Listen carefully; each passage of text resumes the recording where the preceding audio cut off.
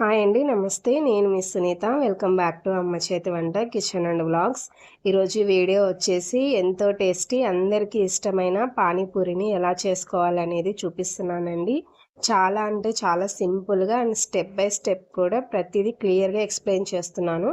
అలాగే పూరీలు చేసేటప్పుడు ప్రతి ఒక్కరికి కరెక్ట్ సైజ్ అనేది రాదు. అతుక్కపోతూ ఉంటాయి. అలాగే ఆయిల్‌లో డీప్ ఫ్రై చేసినప్పుడు పూరీలనేవి చక్కగా పొంగకుండా అప్పాల్లాగా అయిపోతూ ఉంటాయి కదా! అలాంటి వాళ్ళకి ఇక్కడైతే మంచి మంచి టిప్స్ అన్నిటిని కూడా షేర్ చేస్తున్నానండి. ఈ చలికాలంలో కాస్త నోటికి కారం కారంగా, పుల్ల పుల్లగా ఇలా చాట్ చేసుకొని తిన్నామంటే చాలా బావుంటుంది. అలాగే ఎక్కువగా కన్‌ఫ్యూజ్ చేయకుండా స్టెప్ బై స్టెప్ అన్నీ కూడా క్లియర్‌గా చూపిస్తున్నానండి. ఒకదాని తర్వాత ఒకటి ఎలా చేసుకోవాలి, ఎక్కువ హడావిడి లేకుండా, టెన్షన్ పడకుండా సింపుల్‌గా చాలా క్విక్‌గా ఎలా చేసుకోవాలనేదైతే చూపిస్తున్నాను. మరి ఆలస్యం చేయకుండా ఈ టేస్టీ పానీపూరి ఎలా చేసుకోవాలో తెలుసుకోవాలనుకుంటే కింద వీడియో లింక్ ఇచ్చాను. ఒకసారి వెళ్లి చూడండి. Thank you.